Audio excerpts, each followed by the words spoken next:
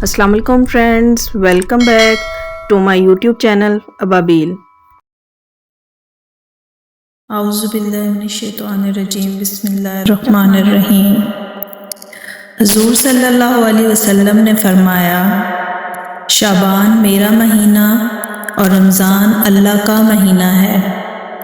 مزید فرمایا کہ جو شعبان میں اچھی تیاری کرے گا اس کا رمضان اچھا گزرے گا اور ماہ رمضان کی برکتوں اور سعادتوں سے لطف اندوز ہوگا۔ شعبان کا پورا ماہ بابرکت باسعادت والا مہینہ ہے، لیکن اس مہینے کو بطور خاص کچھ فضیلتیں اور امتیازات عطا کیے گئے۔ یہ مہینہ شہر توبہ بھی کہلاتا ہے، اس لیے کہ توبہ کی قبولیت اس ماہ میں بڑھ جاتی ہے۔ اس بنا پر حضور صلی اللہ علیہ وسلم ماہ رمضان کے بعد سال کے 12 مہینوں میں سب سے زیادہ روزے اس ماہ رکھتے تھے۔ اس ماہ کی ایک خاص امتیازی خصوصیت 15 شعبان کی رات ہے۔ اس رات کو اللہ نے لیلۃ المبارکہ یعنی برکت والی رات کہا ہے۔ حضور صلی اللہ علیہ وسلم نے فرمایا کہ اس رات اللہ تعالیٰ چند لوگوں کے سوا ہر مانگنے والے کو عطا کرتا ہے اور بخشش فرماتا ہے۔ چند لوگ اس رات کی دعا سے بھی اور لیلۃ القدر میں بھی نہیں بخشے جاتے۔ وہ افراد یہ ہیں: نمبر 1، مشرک، جب تک شرک نہ چھوڑ دے۔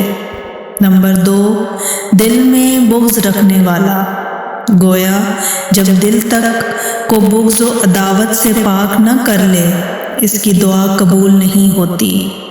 نمبر 3 ہے قاتل۔ نمبر 4، خونی رشتوں کو کاٹنے والا۔ ہم دور دراز تو صدقہ و خیرات کرتے ہیں مگر خونی رشتوں کا لحاظ نہیں رکھتے۔ نمبر 5، تکبر کرنے والا۔ نمبر 6، شرابی۔ اور نمبر 7 ہے والدین کا نافرمان، چغل خور اور غیبت کرنے والا۔ اس سے یہ بات بھی واضح ہو رہی ہے کہ جب تک اللہ خود ندا دے رہا ہو اس کے باوجود بھی ان لوگوں کی بخشش نہ ہو تو سال کے باقی مہینوں میں ان کی بخشش کس طرح ہو سکتی ہے؟ لیکن اگر ان میں کوئی بھی توبہ کر لے اللہ تعالیٰ معاف کر دے گا۔ اے اللہ، اس بابرکت رات کے صدقے ہم سب کی دعاؤں کو قبول فرما، ہماری حاجات کو پورا فرما، ہماری اولادوں کو نیک کر اور ان کو بری صحبت سے محفوظ رکھنا۔